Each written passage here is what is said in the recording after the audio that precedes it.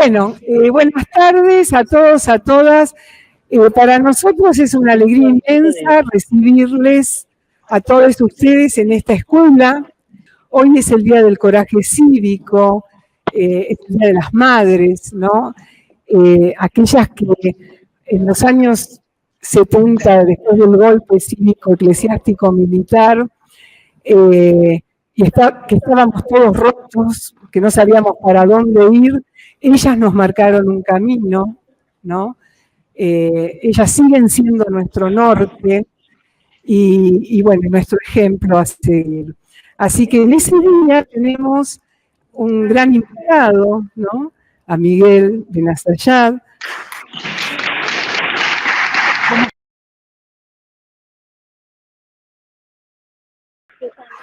Que también, ya lo van a presentar formalmente, pero yo quiero presentarlo como un compañero de sueños, ¿no? Un compañero de generación, de sueños, de luchas, y que bueno, que además es un montón de cosas, ¿no? Es un escritor y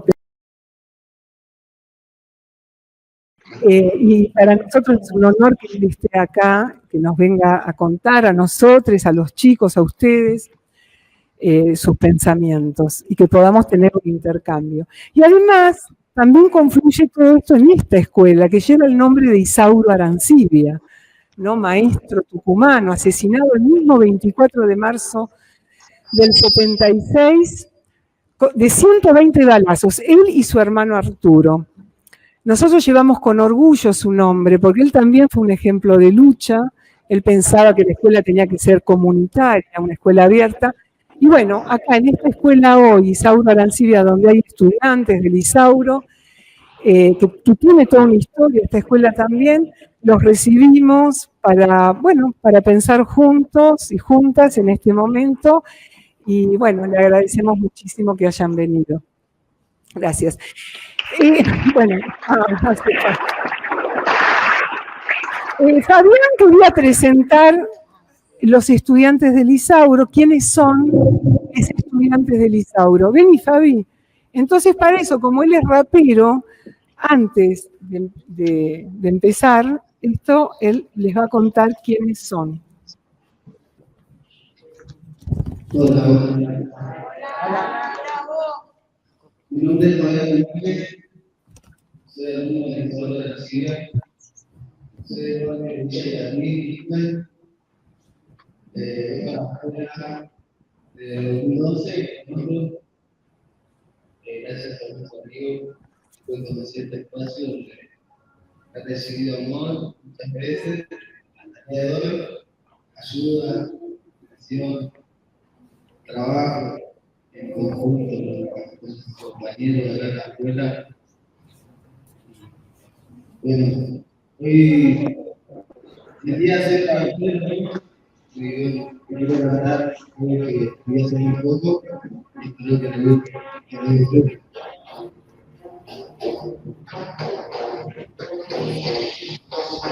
Hablando que dice el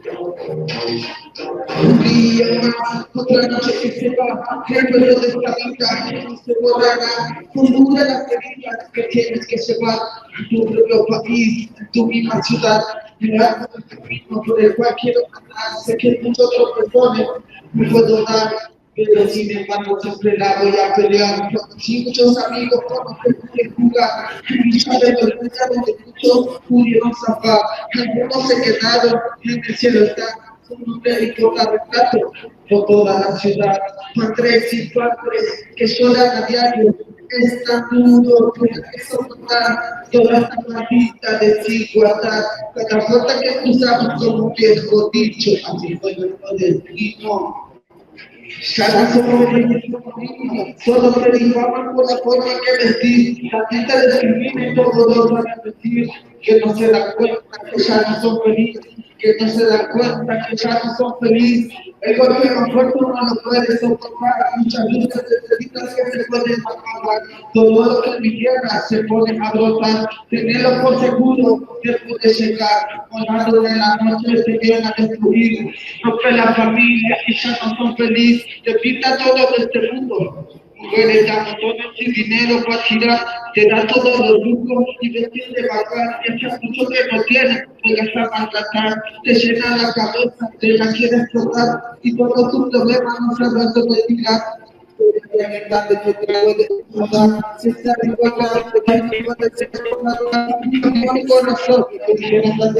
Hace todo con amor, así la cosa era mucho mejor. Pues hay que imaginar que ya no quieres parar, que siempre es inseguro para poder arrancar toda esa basura que no te deja avanzar. Desde muchos que te aman, quieren lo mejor, quieren darte la vida, ese sería lo mejor. Ese sería lo mejor. Saludos a la persona que más ilusionado, el de recibir se prepara de la mano, para darte la mano.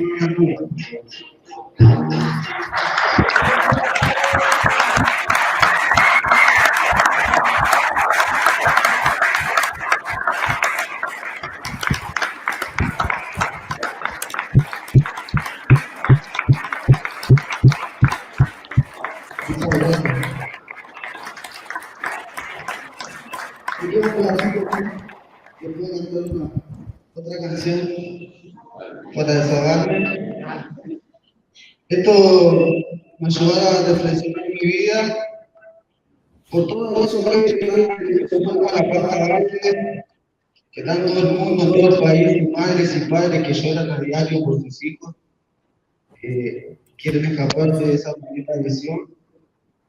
Esto lo escribió un amigo de González, escribió un libro y se la voy a compartir a ustedes porque fue algo que me ayudó a reflexionar mi vida y habla sobre nuestro barrio. Y dice así.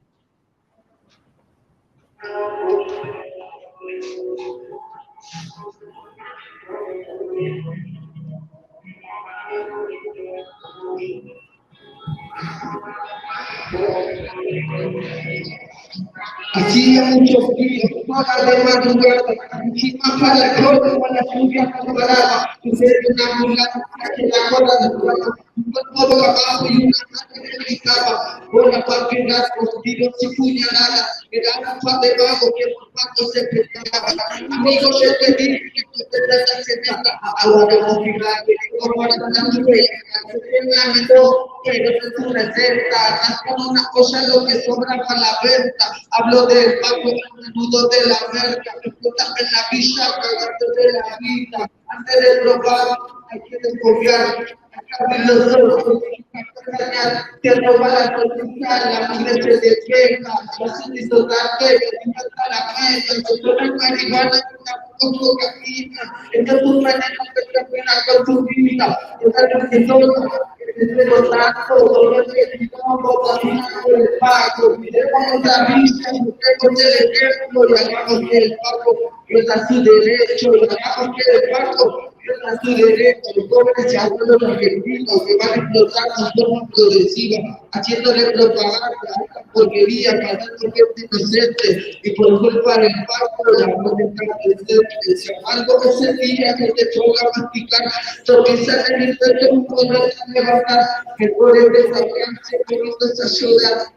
Llegar a donar, salir a bancar, perderse la droga, tu carrera, examinar, escuchar mi consejo cuando ponte a pensar, ahora este tiempo, el tiempo se te va, cargando la mochila de papel con explica, la foto de un amante que recuerdo de aquel día, que mientras la cachilla, de esa melodía, la luna a la noche, que se te lo amiga, y la luna de pronto lo de día, que no me huevo de que la perca la deriva, que no tiene miedo porque llega la vida, que va todos los mundos, se cae una latina, donde la luz de mi casa lo siente la alegría, y decide y la para de tu pena, acá al lado del mar, entonces lo lleva, vemos nuestra vida, vemos el ejemplo, y hablamos que el pago era su derecho, y hablamos que el pago era su derecho.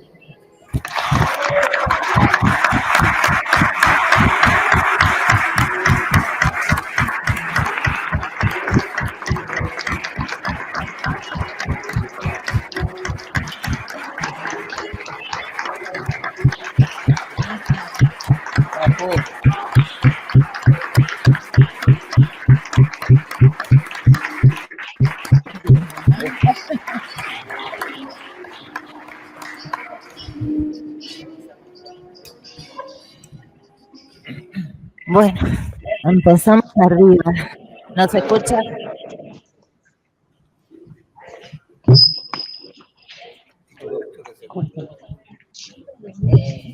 Adelante. Bueno, empezamos arriba. Yo le agradezco mucho a mi compañero y voy a aprovechar la moción y lo que dijo, que bueno, nuestra idea es que hoy vamos a dar el lujo de pensar juntos. En un mundo donde cada vez hay menos refugios, menos espacios para encontrarse, la idea es que esto sea un encuentro. Y la verdad que el encuentro empezó hace rato, cuando estábamos hablando, nos abrazábamos al entrar, pensaba hace cuánto que no nos abrazamos y cuánto tiempo pasamos para abrazarnos. Y también se da con la comida y por supuesto con esta hermosa introducción musical. Hablaba recién la canción de toda la basura que nos rodea. Y bueno, los libros de Miguel, hoy vamos a tratar de acercarnos a los libros de Miguel, con Darío, que es periodista, sociólogo y es el traductor de Miguel, y con el propio Miguel. Yo no quiero presentar a Miguel por su currículum, si ustedes quieren, lo buscan en Wikipedia, los datos están en todas partes. Me parece que se trata de jugar el encuentro con las palabras. Así que se me ocurrió presentarlo con una cita de su libro, Funcionamos o Existimos. La cita dice así: el individuo es el modo de funcionamiento de los humanos en la sociedad capitalista occidental. Se diferencia de la persona, ese pliegue tejido en la misma tela que los otros. El individuo, por comparación, es el pliegue que se piensa y actúa como si fuera autónomo del paisaje. Cada uno se ve como unidad separada de los demás. Y bien, en la mutación actual estamos a punto de pasar de ese individuo a ser perfil, de persona a individuo a perfil. Perfilados, estamos habitados por el deseo mórbido de sumisión a las imágenes de los comportamientos dominantes. En esa búsqueda de sumisión, los cuerpos son los que resisten siempre. Aquello que no termina nunca de plegarse a ese buen funcionamiento. Los cuerpos son los que resisten. Entonces, ¿cómo resisten los cuerpos, Miguel? Bueno, a ver. Hola. Agarro otro. Hay como 5 micrófonos. Hola. Bueno, buenas tardes. Yo estoy muy contento de estar acá, agradezco realmente esta invitación, que me toca mucho. Agradezco a todas y todos los que hicieron posible que yo esté acá con ustedes. Para mí, claro, estar en un lugar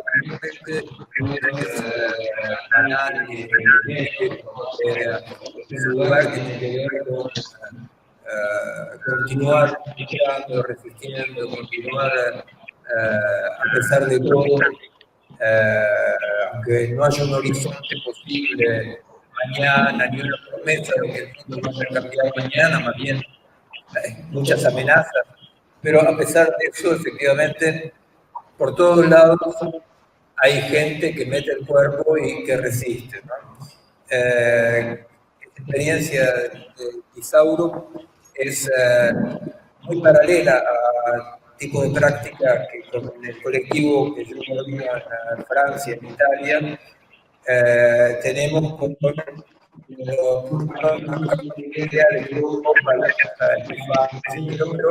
Europa hay millones de árabes, de africanos negros, bueno, mucha gente como acá que duerme en la calle. Hay un bosque muy lindo que se llama el bosque de Vincennes, que es un poco como Palermo de acá, y hay más o menos, no se sabe exactamente, 3.000 personas que duermen ahí en el parque porque los corrieron un poco de las calles, ¿no? Y los dejan acampar, o sea que la miseria de los que mueren tratando de cruzar el Mediterráneo para sobrevivir, el horror que significa, por ejemplo, que en las últimas elecciones de Francia, casi la mitad de los franceses votaron al fascismo, xenófobo, racista, ¿no? Entonces, en realidad, bueno, el Isauro en otras latitudes tiene paralelos las experiencias que nosotros llevamos en estos barrios, en estos lugares donde están los que están de más, ¿no? O sea, los que en el proyecto neoliberal están de más, los sobrenumerarios, ¿no? Los que sobran. Y bueno, efectivamente, por eso estoy muy contento de estar acá. Agradezco a nuestro cantante y artista. Y bueno, yo lo que voy a hacer, como dijiste, voy a tratar de presentar un poco cuál es mi trabajo y investigación, un poco, de una manera como que ¿no? Decir de qué trabajo con el colectivo que yo coordino hace mucho tiempo. El colectivo se llama A pesar de todo y pienso que se entiende porque a pesar de todo, ¿no? O sea, porque bueno, uno dice, ¿por qué sigue, no? Porque son tarados, porque no se enteraron, ¿no? Dice, y seguimos a pesar de todo, ¿no? Seguimos porque efectivamente no podemos, por ejemplo, hoy en día llamar a un colectivo hacia el triunfo final, ¿verdad? Ni podemos llamarlo 2 minutos antes del paraíso, ¿no? Entonces lo llamamos, bueno, a pesar de todo, ¿no? A pesar de todo. Y es un colectivo bastante potente que desarrolla trabajo, bueno, sobre todo trabajamos mucho con los migrantes, ¿no? O sea, que son realmente los dejados de lado, ¿no? Los condenados de la tierra, como decía Franz Fanon, ¿no? Los condenados de la tierra. Bueno,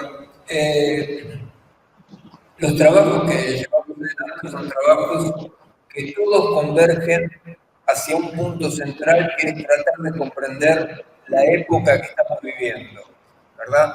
Son trabajos científicos, trabajos teóricos, trabajos de campo, experiencias concretas, ¿no? Como el Isauro, como otras. Hubo, por ejemplo, los movimientos que desarrollamos, entre ellos el movimiento más grande que existe, militante de hace varios años en Francia, que es el movimiento clandestino, donde escondemos a los extranjeros que están perseguidos, ¿verdad? O sea, en ese colectivo hay muchas dimensiones de actividad, pero el punto central, artístico, ¿no? El punto central es tratar de comprender la época. ¿Por qué tratar de comprender la época? Tratar de comprender la época porque cuando son tantos de 30 años, lo primero que nos dimos cuenta era toda gente que veníamos de distintos modos de compromiso, ¿no? Yo había pasado muchos años en cárcel y tuve la suerte de poder salvar la vida porque soy franco-argentino y una negociación asquerosa para esconder el asesinato de las 2 monjas francesas. Entonces me vinieron a buscar a la cárcel de Resistencia, en Chaco, ¿no? Que era el horror, ustedes saben, Margarita Belén, etc. Yo era combatiente del PRTR y hacía mucho tiempo que estaba preso y tuve la suerte también de caer un año antes de la independencia, cuando los militares tomaron la dirección de la represión, pero que todavía había una aparente democracia, etc. En un momento dado, en Francia, ¿no? Con militantes, científicos, artistas italianos, franceses, uruguayos, argentinos, ¿no? Llegamos a la conclusión, hace mucho tiempo, ¿no? Que algo estaba cambiando realmente en la materialidad misma del mundo, que el mundo había cambiado, que no podíamos seguir, para hacer lo mismo que antes, teníamos que cambiar. O sea, ¿qué es lo que hacíamos antes? Luchábamos por la liberación, por por la cultura, por el pensamiento, ¿verdad? Bueno, por todas esas cosas que nos unen, ¿no? Y para seguir luchando por eso había que cambiar. ¿Por qué? Porque la época había cambiado. Entonces yo lo digo en dos palabras, el cambio fundamental de la época. Yo nací en un mundo donde el futuro es una tormenta, ¿verdad? Yo nací en un mundo donde, cuando yo empecé el estudio de medicina, si alguien me iba a decir en el año 2020 qué iba a pasar, yo decía, y bueno, que estaremos todos los médicos en el desempleo porque no habrá más enfermedades, ¿no? Y qué iba a pasar con la justicia social, y bueno, que íbamos a estar en una especie de mundo solidario, la verdad, todo así. Mañana era una promesa, mañana era una promesa. Hasta el punto que en los peores momentos, en la cárcel, en los peores momentos, a mí el momento duro me tocó pasarlo durante 2 meses por la federal, ¿verdad? Me agarraron, ¿verdad? En esos peores momentos, la idea de mañana me sostenía absolutamente, ¿verdad? Y cuando estos hijos de puta, ¿no? De los torturadores, ¿no? ¿Qué tratan de hacer? Tratan de que vos llegues al punto donde no hay más mañana para vos. Mientras que para vos hay mañana, ellos están jodidos, ¿verdad? Yo por suerte, porque esas cosas nadie sabe cómo le van a pasar, por suerte yo pude tener el mañana hasta que pagaron de darme y entonces, bueno, otros compañeros no pudieron y esto no tiene nada de moral. Son combates que y algunos pueden ganar el combate, otros pueden ganar el combate, no hay ninguna conclusión moral a sacar si uno gana ese combate, que es el peor de los combates, solo en la cama de tortura, ¿verdad? O sea, bueno, pero la idea es mañana. Digo esto por decir la fuerza que tenía la idea de mañana. Bueno, si queremos comprender de golpe el cambio de época, es que nosotros hace ahora 30, 40 años, digamos, o sea, nada desde el punto de vista histórico, pasamos de un mundo todo ordenado a la promesa de mañana a un mundo donde mañana es una pura amenaza, una pura amenaza. Era un chiste estúpido que hacíamos en la cárcel, ¿no? Decíamos, qué porquería mi nieto, no teníamos nietos ni para nada, pero qué porquería mi nieto, bueno, porque él para vivir en un mundo libre le va a bastar nacer. Y nosotros para vivir en un mundo libre miramos todo lo que tenemos que pasar, ¿verdad? Bueno, hoy en día decimos, pobrecito mi nieto, ¿en qué mundo de contaminación, de injusticia, de privaciones van a vivir los chicos? Porque la desviación del mundo avanza para los resultados y por el momento no hay absolutamente ninguna posibilidad racional, no lo puedo creer lo que Kant, ¿no? Pero digamos racionalmente, científicamente, no hay ninguna perspectiva de que la destrucción que estamos conociendo pare. Entonces se trata de, a pesar de todo, no ceder, a pesar de todo, no vencer. Como dice el poema de Pistolo, ¿no? Carta para Julia, ¿no? O sea, aún sigo en el camino, ¿no? Y sigo en el camino, ese camino es el camino de Machado, ¿no? O sea, no hay camino, ¿no? Se hace el camino al andar y hay que seguir haciendo paso. A partir de esos cambios, tenemos esos cambios de distintas maneras,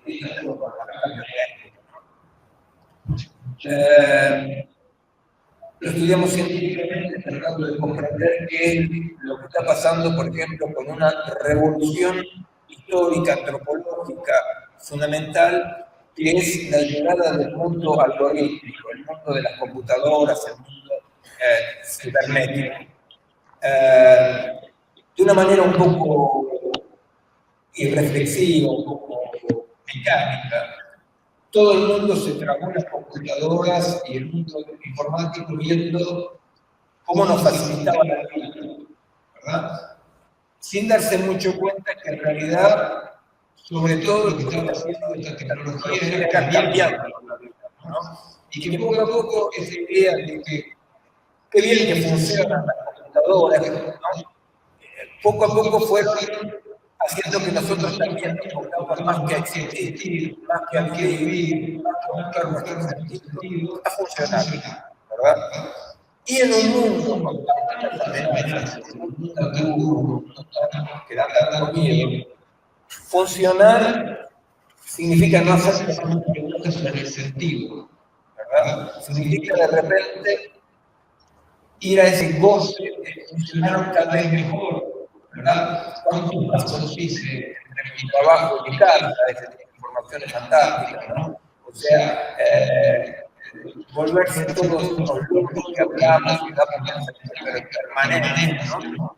Entonces nosotros tratamos de comprender ese gran cambio fundamental, por ejemplo, trabajando mucho desde el punto de vista científico para comprender qué es lo que estaba pasando. Yo, cada uno por lo suyo, ¿no? O sea, yo trabajé mucho en lo que es la neurofisiología, ¿no?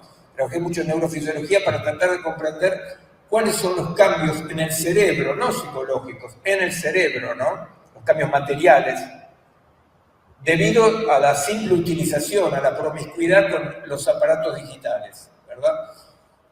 Yo se la hago cortita, pero como les digo, es un menú, después volvemos a lo que ustedes deseen, ¿no?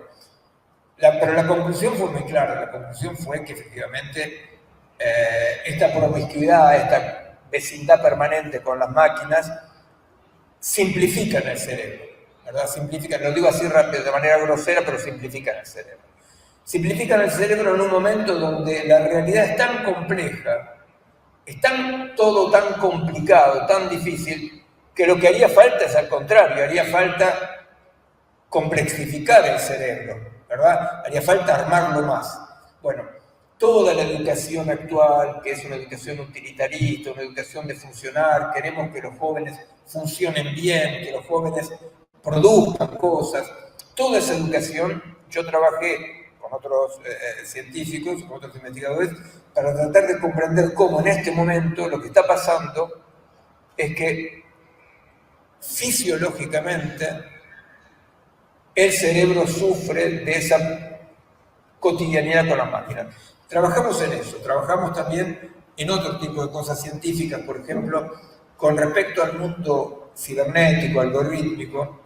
Poco a poco llegamos a un punto en el cual, para los científicos y para los investigadores, y sobre todo para los técnicos que avanzan sin mucho reflexionar en lo que van produciendo, llegamos a un momento donde hoy se dice que entre las máquinas cibernéticas, no algorítmicas, y lo vivo, hay una especie de continuidad, que la única diferencia es cuantitativa, o sea que la máquina de última hace más que lo vivo, pero que la máquina y lo vivo son lo mismo. Claro, uno podría decir, ¿y qué importa, no? Si es una historia, es una teoría, no, importa, porque como la idea central de nuestra época es que el cerebro, el cuerpo, la vida, funciona como una máquina, se trata al cerebro, a los cuerpos, a la sociedad, como máquinas. ¿Se entiende? Se nos hace circular, se nos hace adherir, se nos disciplina, ¿verdad? Se nos vuelve todo eso aparte de una manera muy lúdica, ¿no? O sea, esta tiranía del algoritmo, ¿no? Esta tiranía es una tiranía muy lúdica, muy divertida, ¿no? O sea, no es como los militares, que aparte, hay que decir la verdad, por lo menos tenían un lado bueno, que llevaban uniforme, así sabíamos a dónde había que tirar, ¿verdad? Pero acá no, acá para nada. Acá estamos todos contentísimos. En España, en Francia, la gente se hace poner chips subcutáneos, ¿no? O sea, donde está toda su información médica, pueden ir al banco, y están contentísimos porque van y pip, hacen así, pip, ¿no? Y vos decís, bueno, como diría el otro, ¿no? ¿De qué se reirá la hiena, no? Bueno, no voy a decir que no el chiste, pero bueno, bueno, sí digo, ¿no? Que es un poco, ¿puedo, directora, decir? Porque dice que la hiena come mierda, coge una vez por año y se ríe. Entonces la pregunta es, ¿de qué se reirá la hiena? ¿No? Y entonces uno dice, le están achatando lo están disciplinando, le están sacando experiencia de vida, le están sacando cuerpo y se ríen. Y bueno, ¿de qué se reirán? ¿De qué se están riendo, no? Pero ese lado es de que la opresión es deseable. ¿Se entiende? Lo que ofrece la opresión es deseable. Queremos la maquinita y estamos poco a poco, no nos damos cuenta que más que saber lo que los humanos podemos hacer con la máquina, la pregunta fundamental, ¿qué está haciendo la técnica con nosotros? Bueno, eso nosotros trabajamos, ¿verdad? Bueno, eso es para decir un poco, ¿verdad? Ese es un tema fundamental porque para que ustedes se den una idea, la humanidad conoció 3 grandes cambios, rupturas, revoluciones enormes. La primera es cuando los que iban a transformarse en humanos produjeron el habla, ¿verdad? Y de repente, claro, podían intercambiar información, que daba mucha información, un saber sin tener la experiencia, ¿se entiende? No hacía falta, viste, caerte en el pozo para saber que había un pozo. Había, viste, un Pithecanthropus erectus que te decía, mirá, ahí hay un pozo, ¿no? Entonces, bueno, eso daba una potencia a la humanidad, que le dio una potencia separándola bastante de las otras especies, ¿no? La segunda gran revolución, de la primera, claro, no tenemos solamente pruebas antropológicas, arqueológicas, ¿verdad? Porque sabemos cómo se fue modificando para llegar al habla, ¿no? Bueno, pero son fósiles. La segunda gran revolución de la humanidad fue la construcción y el invento de la escritura. De repente se podían escribir, se podía leer, se podía transmitir experiencia, aparte para alguien que no estaba al lado, ¿verdad? Esto significó una potencia para la humanidad terrible, terrible. Pero a la vez significó también una pérdida de experiencia, porque resulta que lo que aprendíamos leyendo no lo experimentábamos, pero hubo siempre una especie de regulación.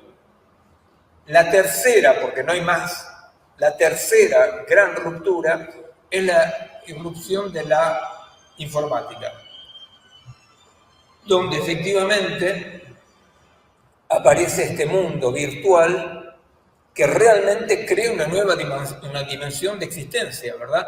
Es otra dimensión, donde de repente podemos hablarnos, por ejemplo, yo sé que es complicado por ahí a intuirlo, ¿no? Pero como biólogo, ustedes saben que el teléfono o el Skype o el Zoom o Instagram representan una especie de cambio evolutivo terrible, porque nosotros somos una especie que no tenemos normalmente contacto directo permanente, ¿se entiende? Y entonces la técnica opera como una especie de mutación terrible de la especie, ¿se entiende? Nos transformamos en una especie que está en comunicación permanente todos con todos.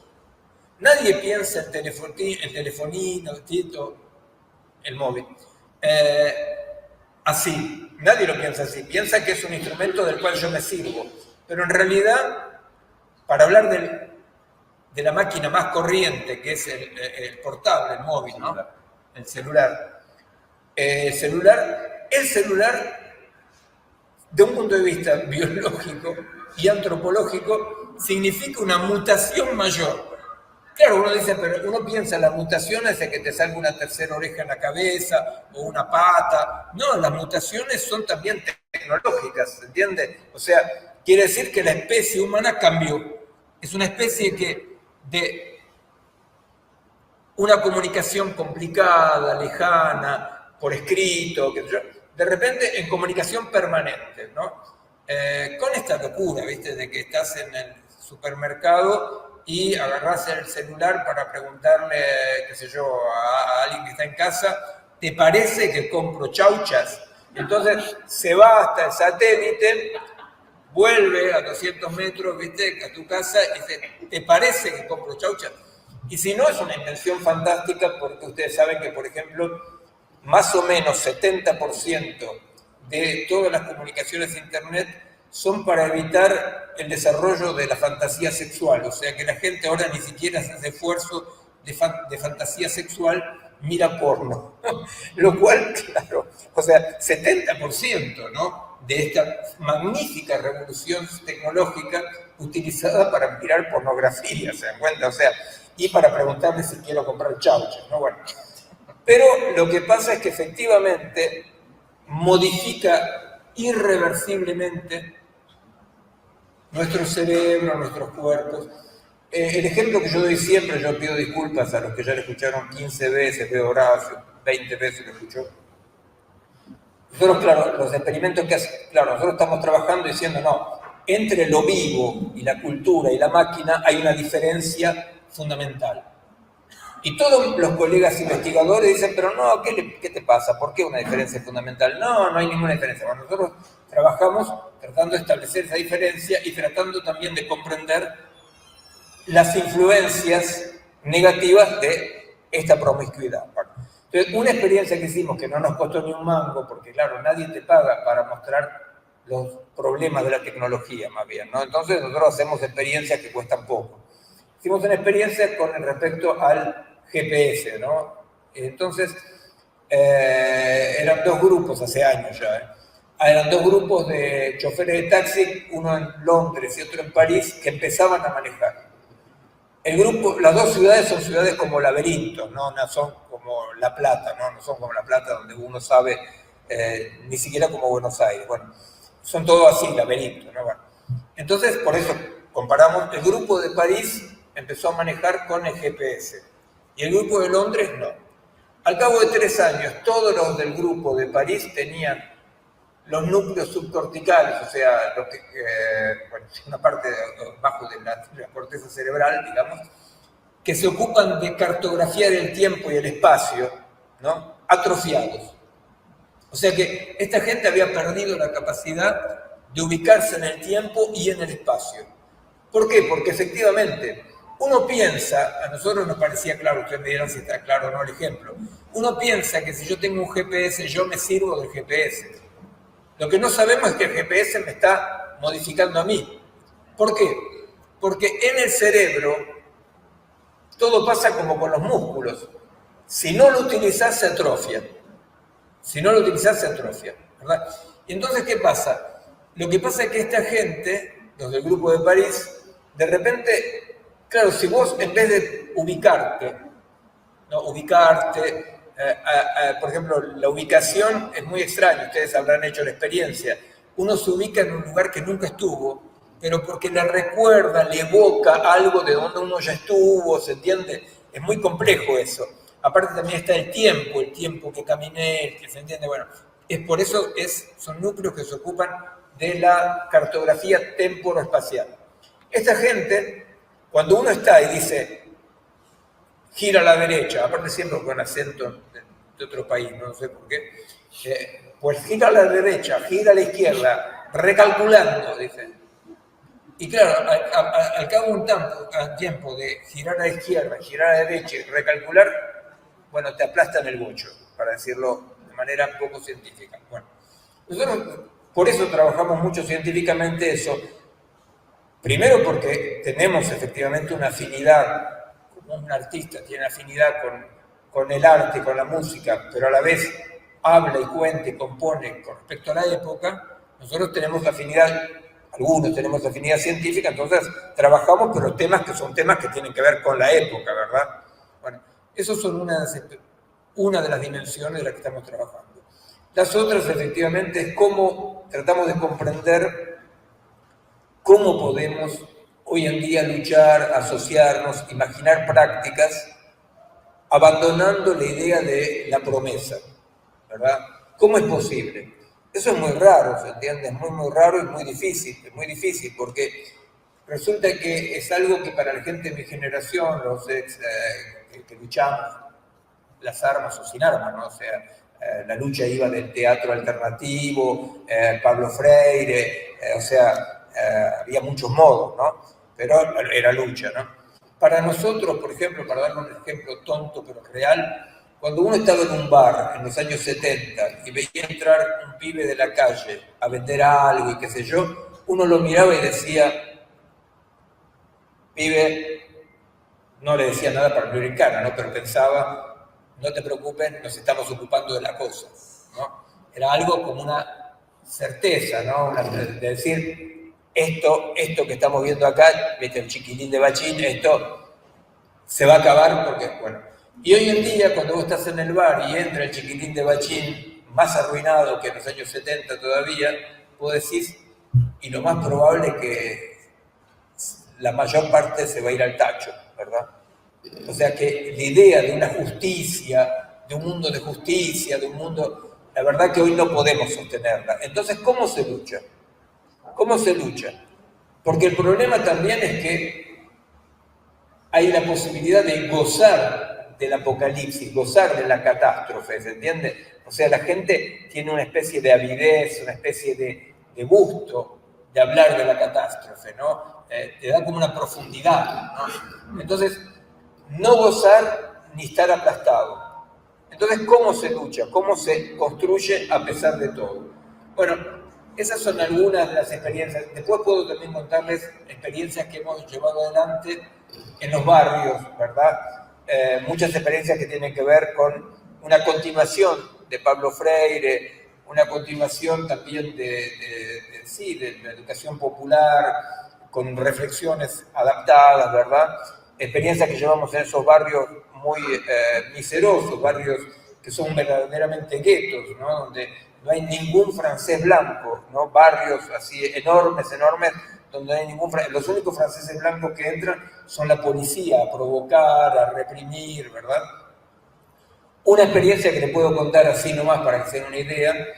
Nosotros tratamos de encontrar nuevos modos, ¿no? Entonces, en un momento dado dijimos, lo que se acabó es de traerle al pueblo, para decirlo así, la línea. Eso se acabó. Eso de venir a decirle a la gente por dónde pasa la cosa, eso se acabó. Entonces, ¿qué hicimos, por ejemplo? Una experiencia en ese sentido, pero son cientos de experiencias, ¿verdad?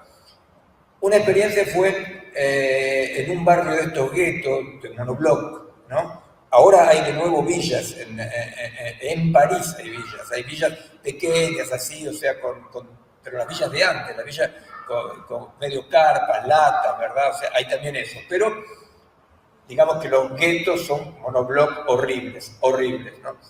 En uno de estos guetos había una farmacia que se las tomaron, podridos que los asalten, y entonces nos arreglamos para tener el local.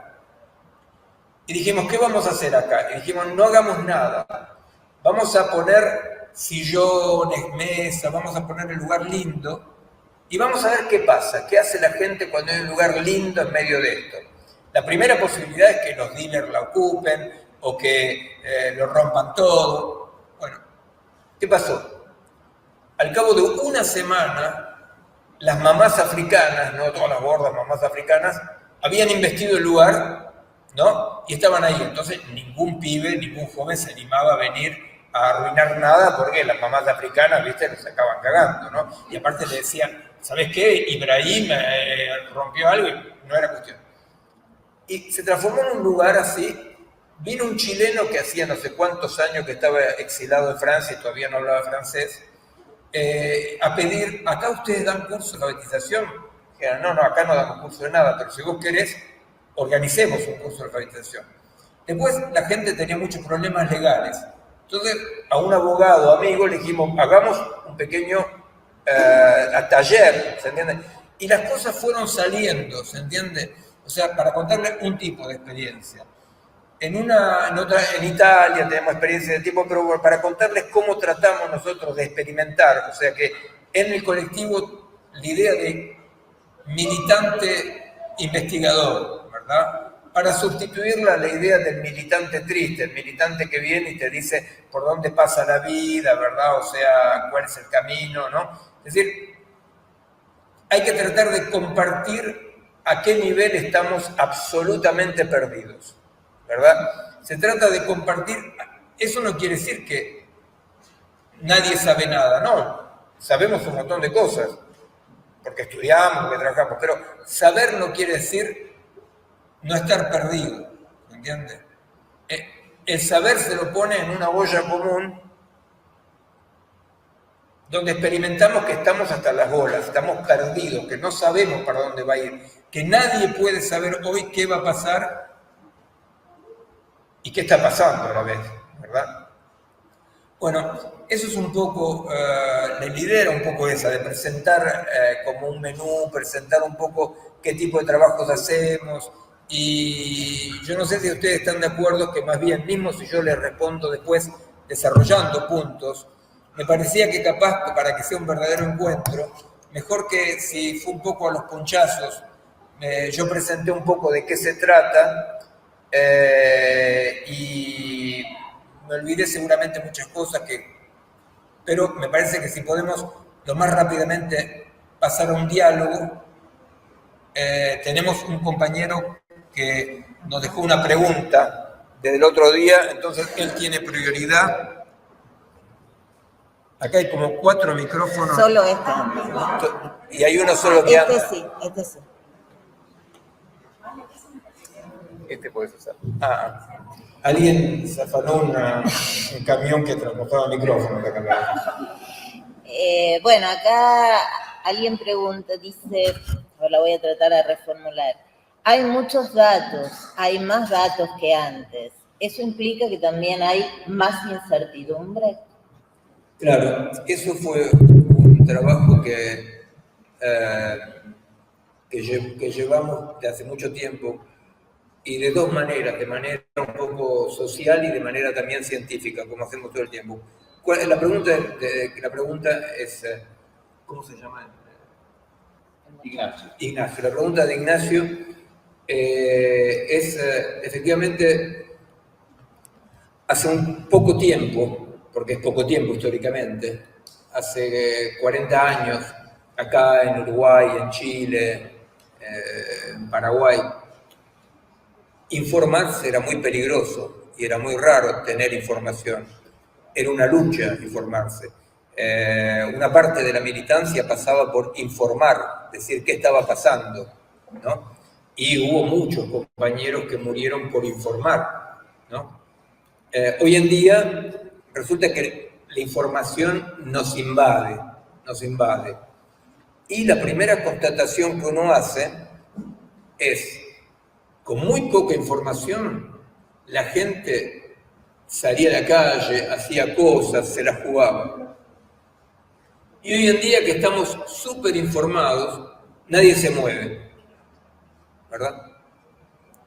Es una sorpresa, porque nosotros creíamos que la información provocaba una acción, una reacción. Nosotros nos pusimos a trabajar en eso en varios niveles, ¿no? El primer nivel, se lo digo rápido, pero es un nivel, lo tomamos muy en serio, mismo científicamente. Tratamos de comprender qué pasaba con la información y la acción. Se lo digo corto para que entiendan, si quieren puedo explicarle más, pero lo que comprendimos neurofisiológicamente es que toda información que llega a la conciencia, ¿verdad? O sea, que a mí me informan de algo, ¿no? No solamente no provoca la acción, sino que a menudo inhibe la acción. ¿Por qué? Porque hay una diferencia entre estar informado y comprender. Comprender implica los cuerpos. Quiere decir que lo que a mí me están diciendo me habla de lo que yo experimento con mi cuerpo, ¿verdad?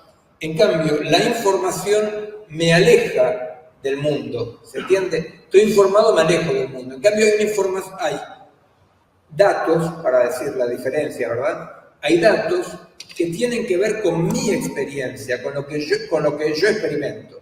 Efectivamente, en un mundo donde la gente se la pasa sentado, mismo más antes de la pandemia, ¿no? O sea, con la pandemia ya... Bueno, se la pasa sentado, recibiendo información en permanencia, o que en su celular recibe información. Lo que pasa es que ese nivel de información inhibe la acción e inhibe la reflexión. Porque la reflexión es cuando con mi experiencia yo elaboro el dato que me dieron, ¿se entiende? O sea, la reflexión es bajo condición de este encuentro entre el dato que me dieron y mi experiencia. Aunque parezca mentira, si a alguien le interesa, nosotros trabajamos esto no solamente con humanos, sino que lo hemos trabajado inclusive con lauchas de hámster de laboratorio, ¿no? O sea, con cobayos, ¿no? Porque efectivamente es un elemento, la idea de una información que no corresponde para nada a la experiencia, no es solamente para el humano, ¿no? Entonces, efectivamente, esto es un verdadero problema de la época, es un verdadero problema de la época, porque la información visiblemente es, como se dice, necesaria, pero para nada suficiente. Y Miguel, en ese circuito, ¿qué pasa con el deseo?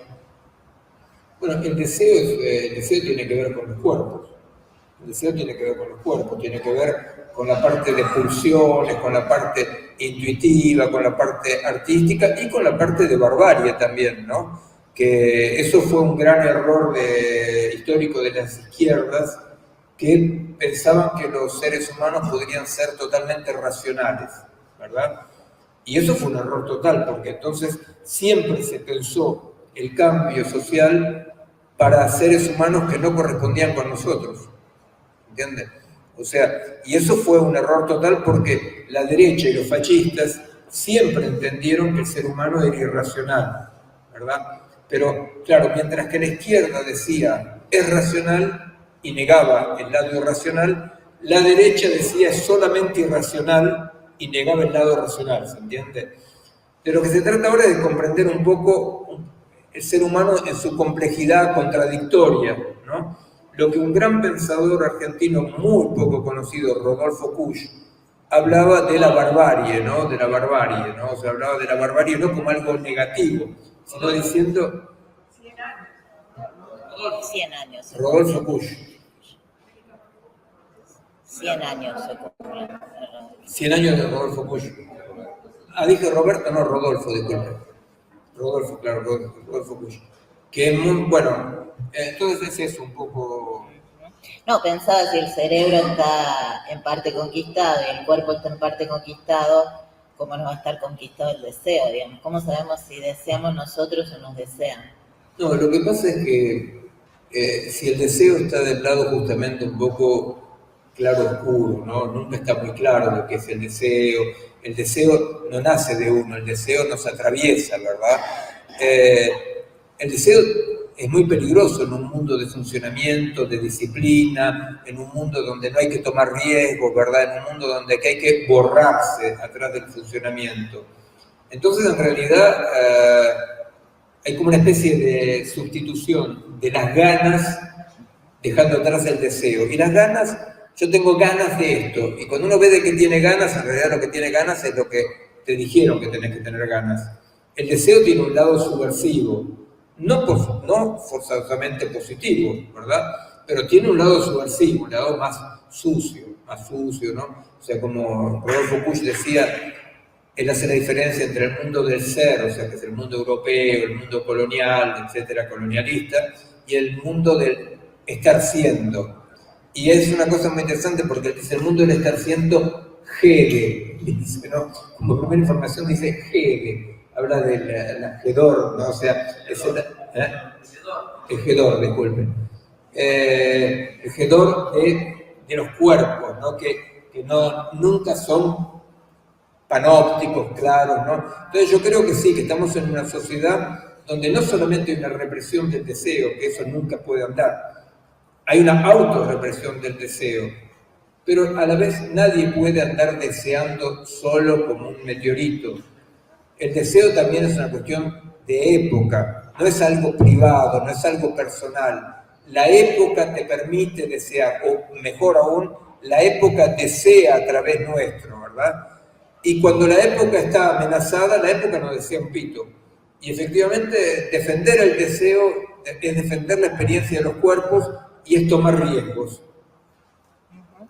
Acá tengo una pregunta más, pero bueno, está abierto a todo el mundo las preguntas. Vamos con esta y después vamos con vos. Dice, mínima tolerancia a la frustración tenemos. ¿Por qué? Bueno, porque la máquina lo que propone, las máquinas no funcionan dentro de la temporalidad de lo vivo, ¿verdad? La máquina funciona en una instantaneidad.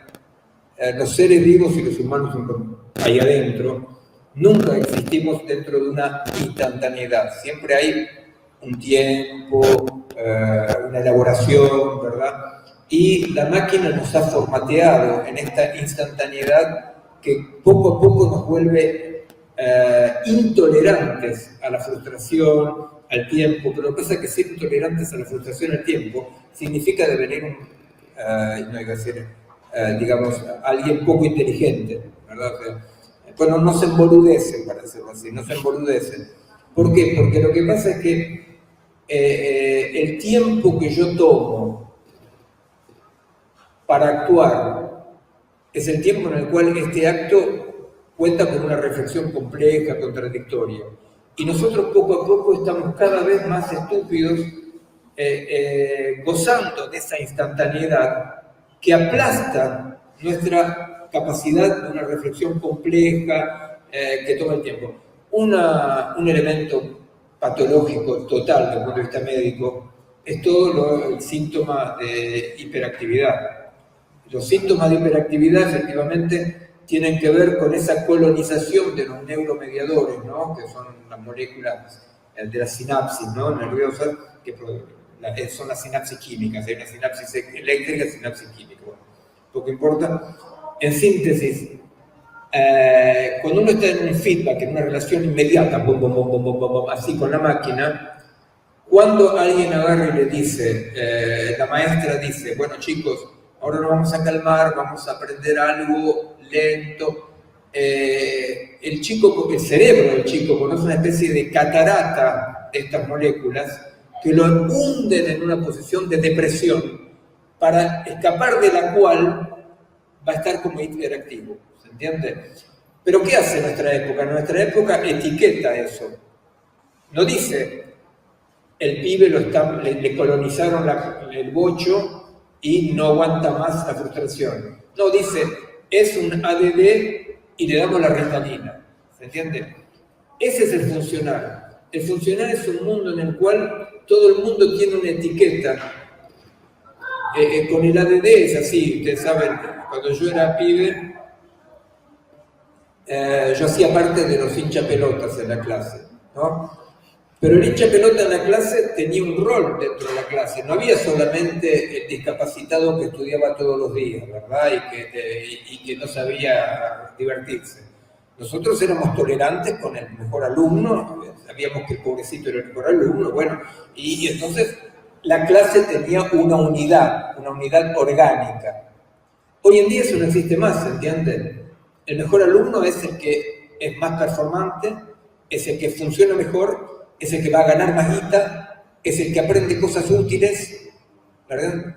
Y el otro no es un otro, el otro es un defectuoso, ¿se entiende? No hay más alteridad, no hay más otro, es un defectuoso. Eso es un problema fundamental, ¿no? Por ahí teníamos una pregunta acá. ¿Te acerco el micrófono, Ale, o se acerca a Mile? Sí. Escucho. Bueno, primero, Eduardo.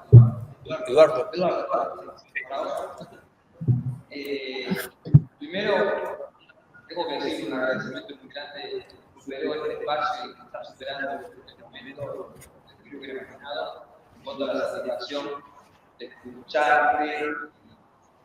Digo la verdad, que da varios lineamientos que uno tiene medio armados, ordenando y coincidiendo. La verdad que me encantó coincidir lo que uno desde el canto, de la trinchera, un poco de organización, va viviendo y ver que hay canales de cooperación que genera una especie de tranquilidad, pero no, hay una alegría también. El encuentro sobre la cultura. Después, otras cosas que nos fueron pasando en este comienzo de canciones, y como empezaste vos respecto de los cambios, me surgió la canción que me parece algo de Vito Neri. Si algo ha cambiado, eso es nosotros, el otro cambio es afuera, es posible, ¿no? Por ahí la razón no es cambiado. todo lo que significa eso. Quizás sea un poquito más específico, como un cortito que trata de hacer. Esto que decía, yo vengo del palo, decía Susana, de la psicología comunitaria. La psicología comunitaria latinoamericana, que no es la psicología comunitaria argentina. A mí me ha dado mucho, me ha dado herramientas de todo tipo, en un lenguaje muy claro, y lo que vos decías en estos lugares donde había un lugar y la gente lo llenaba, ¿sí? Va muy de la mano de eso, y de la mano del movimiento de expertos, que bueno, una de las autoras es Marisa Montero, y que dice, corramos del experto para, en tus términos, se va a línea. Somos facilitadores, ella habla de catálisis, de cambio social, yo hablo en otros términos, pero bueno, y entonces, en el sentido de que la gente va a estar construyendo, hay otra metáfora que decía un viejo compañero lacaniano, que hacer de todo es posible.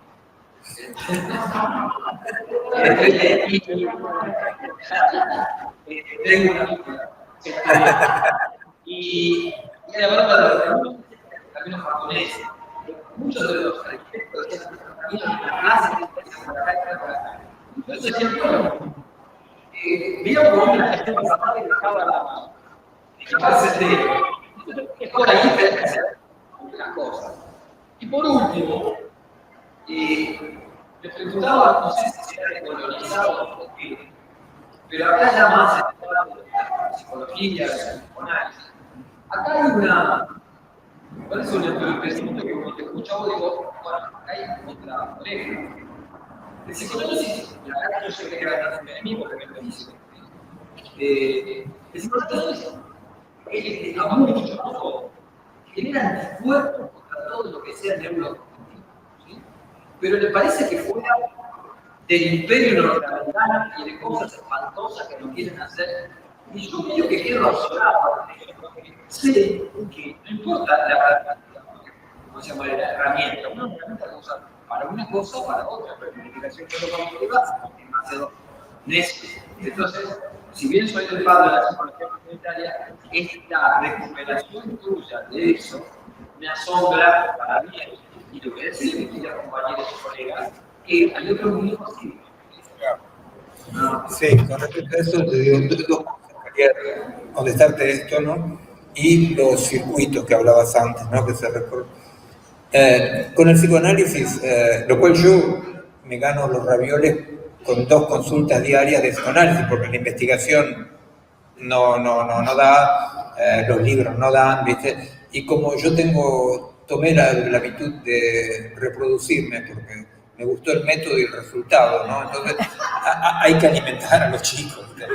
Entonces, yo tengo, ¿viste? Por supuesto que tengo, ¿viste? Consulta. Pero lo que me hace mucha gracia de los colegas, ¿viste? Porque después es que se la pasan hablando de culo los psicoanalistas, pero cuando vos les dices cerebro se ponen colorados. Pero ¿cómo puede ser, ¿viste? O sea, entonces, efectivamente, a mí me parece que es evidente que todo afecto, todo pensamiento tiene un correlato neural, ¿te das cuenta? Y me parece que es evidente. Y aparte, como yo trabajé mucho, yo empecé con Varela, ¿no? Con Francisco Varela, en la Salpêtrière, en el Hospital de Salpêtrière. Ahí empecé el lado biológico en neurofisiología serio. Y a mí me parecía evidente, y a Varela y todo, y a un montón de psi, de gente que estaba alrededor, nos parecía evidente que no estábamos en absoluto cometiendo ningún tipo de reduccionismo. En cambio, lo que me parece ahora es que el psicologismo es un reduccionismo terrible, porque niega la materia, niega los lazos sociales, ¿entendés? Entonces, a mí me parece que todos estos psicoanalistas que se ponen colorados cuando decimos cerebro, son reduccionistas, ¿viste? O sea, pero ya te digo, a mí no hay por qué elegir uno o el otro, no es Boca o River, es un proceso integrado orgánico. ¿Te das cuenta? Donde sería muy extraño que los procesos del pensamiento y los afectos dejen indiferente al cerebro. ¿Te das cuenta? Es increíble. Bueno, con respecto a los circuitos, te voy a decir, ¿no? O sea, en realidad, yo les cuento una experiencia en estos barrios guetos donde nosotros estamos, ¿no? Resulta que, claro, los barrios guetos son barrios pensados todos los herederos de un gran fascista que se llamaba Le Corbusier, que era un arquitecto que a toda la izquierda chic le encanta, pero que era un gran fascista. Le Corbusier piensa que la línea recta es la línea del hombre, así lo escribe Le Corbusier, la línea recta es la línea del hombre, la línea curva es la línea del asno y de las mujeres, dice Amoroso. Bueno. ¿Qué pasa? Resulta que en los barrios guetos, ¿no? Esto digo porque Le Corbusier es ok en general y hay que bajar un poquito el dedo, ¿no? En los barrios guetos nosotros veíamos que, ¿qué pasa? Los jóvenes se niegan a la circulación disciplinaria, ¿verdad? Salgo por acá, entro por acá. Y de repente rompían una pared para pasar. Y nosotros dijimos, ¿qué es lo que rompen? Y nos dimos cuenta poco a poco que esas paredes rotas para pasar, esos cercos aplastados, ese evitar el circular así como un autómata, reproducía una circulación orgánica, ¿verdad? O sea que lo que estaban haciendo los pibes fallaba, por supuesto, porque lo que hacían era, la consecuencia es que rompían y se ponía aún más feo el barrio. Pero en esa ruptura había un ensayo, una prueba, una probar de hacer orgánico, de hacer vivible ese barrio, ¿verdad? Nosotros, lo que nos pasó hace poco, ¿no? Y Horacio, que está acá, participa de esta investigación, que como nosotros trabajamos mucho en laboratorios sociales, así, en una ciudad periférica de París que se llama Corbeil-Essonnes, una ciudad que es un desastre, postmoderno, postindustrial, hay 105 nacionalidades, hay una mafia, todo. En esa ciudad, donde había muchos compañeros, nos pasó una desgracia, es que ganamos las elecciones, ¿no? Y claro, ¿y ahora qué carajo hacemos? ¿Viste? Como nosotros era puro contrapoder, horizontalidad, ¿verdad? Y entonces es una ciudad donde nosotros estamos tratando de experimentar cosas, ¿no? Porque por una vez los compañeros, cuando ganamos las elecciones, cosa que pasa siempre, cuando ganan dicen, bueno, ahora quédense tranquilos, ¿sabes? O sea, cuando alguien de izquierda o popular o qué sé yo gana las elecciones, lo primero que dice, bueno, ahora ya logramos, quédense tranquilos. Y lo que hay que saber es que ganar las elecciones es simplemente tener una herramienta más y una herramienta bastante hinchaperota a la vez, ¿verdad?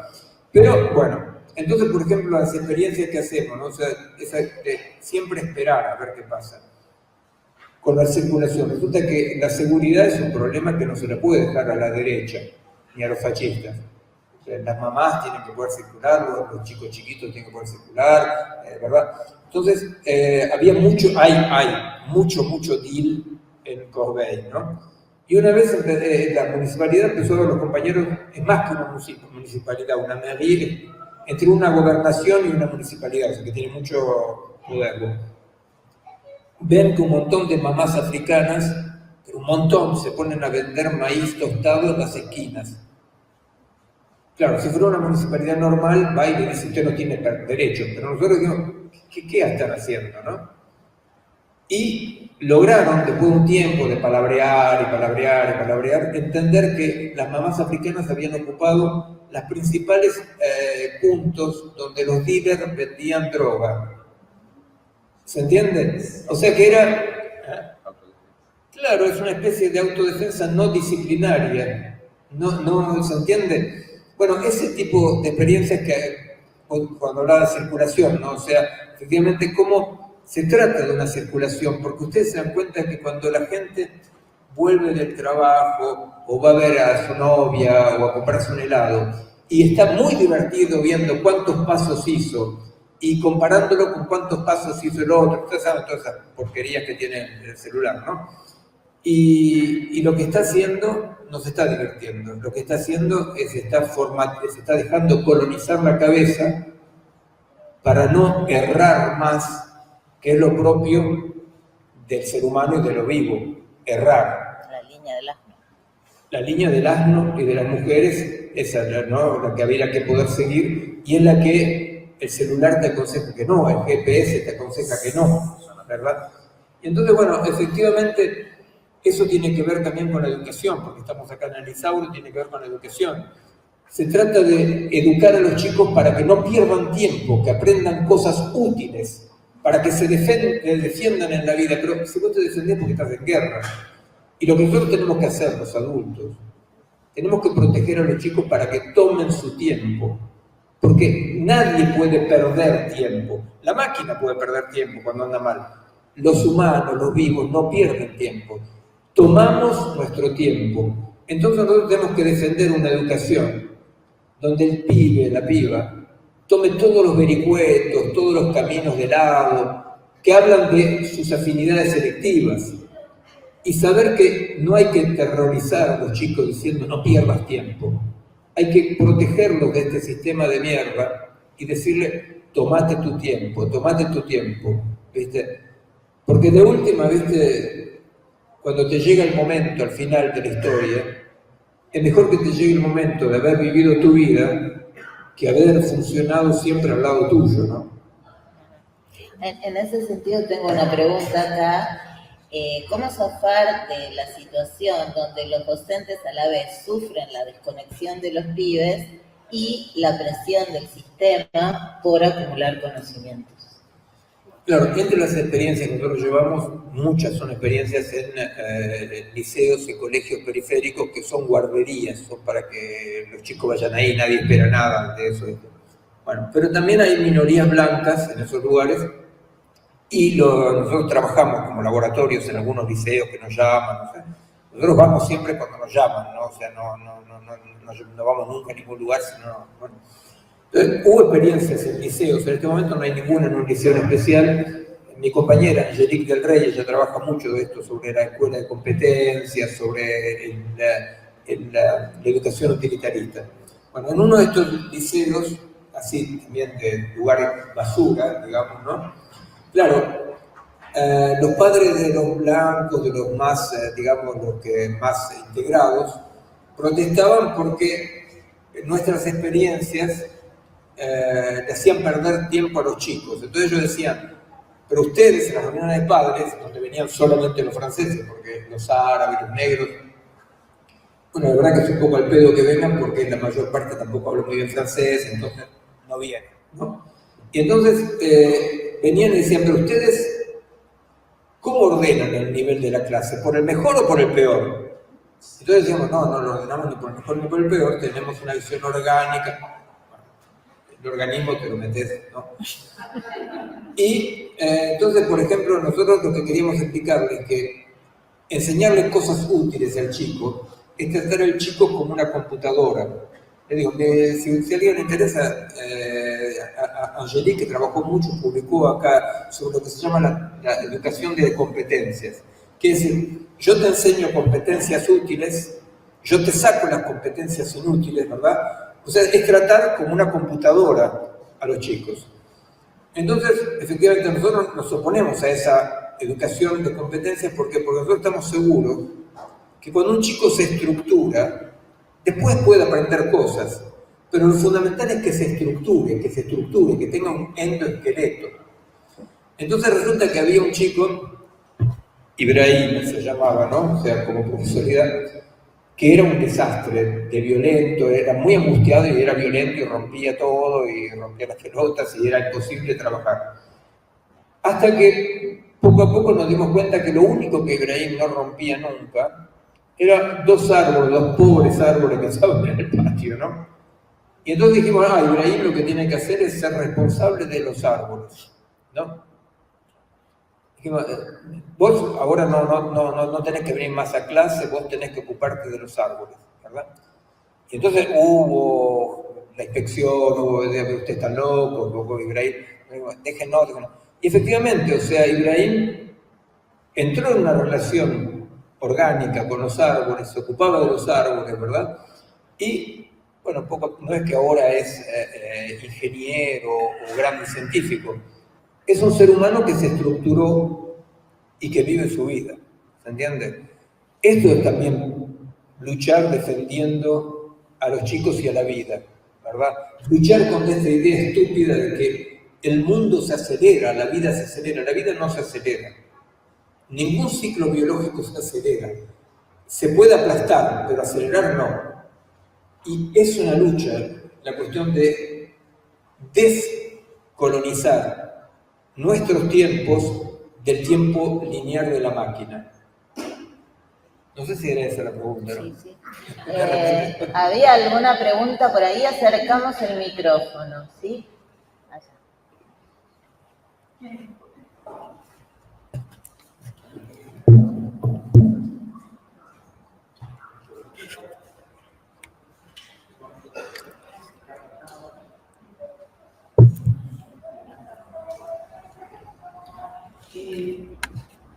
Hay algo que me quedó resonando fuerte, que es el tema de lo que nos han explicado de la realidad. Es como que el otro. Sin embargo, veo muchos nosotros y ellos. Y siempre que para nosotros ellos hay una realidad. Yo no sé si eso se multiplicó, se dividió.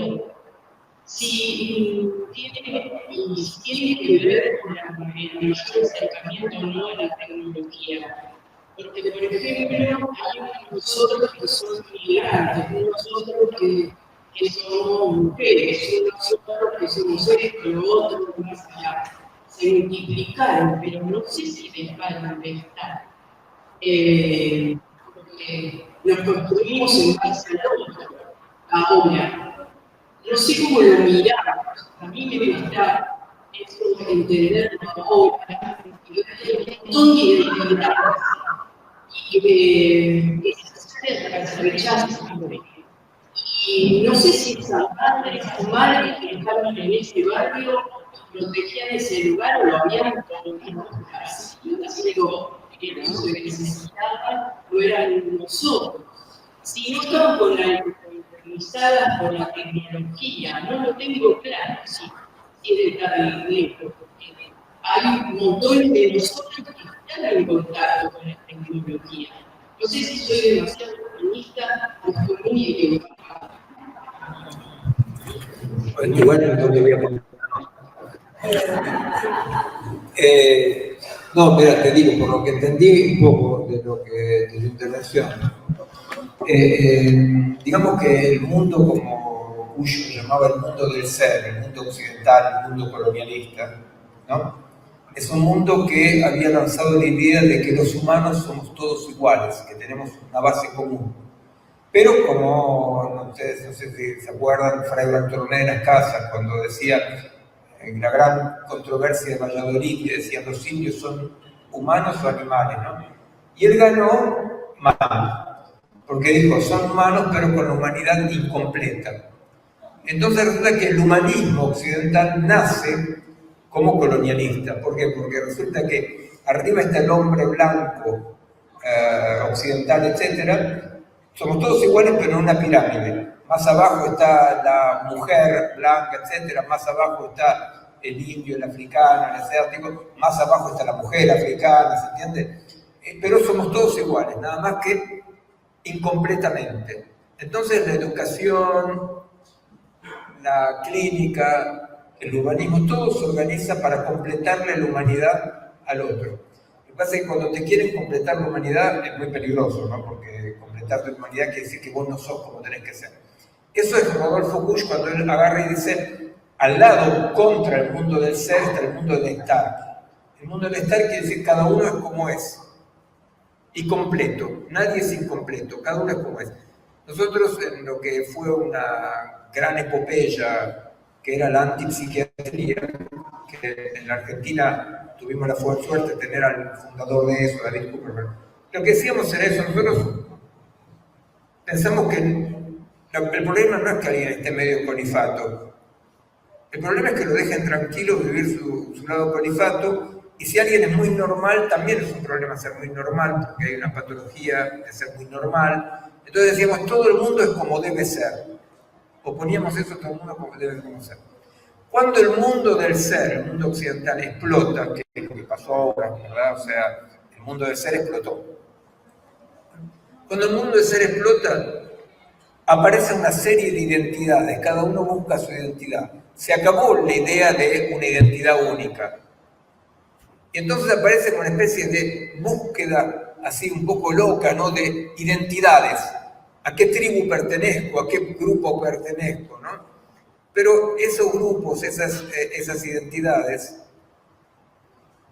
dicen que lo que tenemos en común está en el origen. Nuestro color de piel, nuestro sexo, nuestra nacionalidad, nuestro club de fútbol, qué sé yo, ¿no? Y nosotros estamos convencidos que es un gran error eso. Nosotros estamos convencidos que lo que tenemos en común es lo que construimos en común, ¿verdad? Que no hay nada en común al principio, ¿se entiende? Ningún africano, esos son boludeces de blanco humanista, pensar que los africanos, porque son africanos, tienen algo en común, ¿no? Los africanos se recagan a palos, se torturan, se matan. Y claro, uno si es un racista de izquierda, que ignora que es racista porque piensa que es de izquierda, dice, los negros, no existen los negros. Lo que existe son blancos, negros, amarillos, que tienen algo en común en la medida que construyan algo en común. Entonces el problema de la identidad es un problema que tenemos que tratarlo muy seriamente, porque en un mundo donde todo el mundo perdió la brújula y el norte, tratar de saber a qué tribu pertenecemos es una trampa. Se trata de ver qué comunidad construimos juntos, algunos, algunas, algunix para ser moderno. El asunto, ¿se entiende? O sea que hay una explosión de este mundo del ser, de querer ser, etcétera, etcétera. Pero hay que tener mucho cuidado de mirar para atrás para saber a qué comunidad pertenecemos. Porque para atrás ningún negro tiene nada en común con un negro, ninguna mujer tiene nada en común con una mujer, ningún árabe tiene nada en común con un árabe, ¿se entiende? Ningún latinoamericano tiene nada en común con un latinoamericano. Lo común lo construimos juntos, seamos lo que seamos. Yo siempre hago el chiste en Francia, digo, los latinoamericanos somos fantásticos, aparte de ser latinoamericano en Europa viene muy bien, la verdad que la gente le encanta. Y entonces yo digo, los latinoamericanos somos gente fantástica, y ustedes saben, les digo que Videla, Pinochet eran alemanes, ¿no? No, porque, viste, yo tuve la mala suerte de estar en la cárcel cuando vino la vergüenza nacional, ¿no? El Mundial del 78, la vergüenza nacional. Y el momento donde los compañeros en el Chaco, ¿no? El horror, gritaban ¡gol! Con los guardiacárceles. Yo por suerte tenía un poco de tiras y había prohibido a los perros de gritar gol. Me decían, que grita gol, cuando salimos de la cárcel yo le reviento, ¿no? Pero había otros compañeros de otras sensibilidades, no van a estar en problemas, que gritaban ¡gol! Y gritaban, y cuando se compraron al Mundial aparentemente, ¿viste? Gritaban Argentina, Argentina. ¿Pero qué es Argentina? ¿Pero qué carajo es Argentina? Un patriota, un idiota, pero ¿qué Argentina ni Argentina? ¿Por qué? ¿Yo soy más argentino que Astillo? ¿Yo soy más argentino que Videla? Entonces hay que tener mucho cuidado con las identidades, porque las identidades es lo que construimos en común algunos, algunas, algunixos o algunos. Nunca está atrás la identidad. La identidad es una construcción. Es una dinámica. Y le digo la metáfora biológica. La metáfora biológica es que se define en biología la vida como un sistema que es estable en la medida que esté lejos del equilibrio. ¿Se entiende? Todo organismo vivo está vivo mientras que es estable, mientras que se aleje del equilibrio. Cuando está en el equilibrio muere. Toda identidad fija es mortífera. Las identidades son construcciones permanentes y de las cuales nadie tiene el carné naciendo.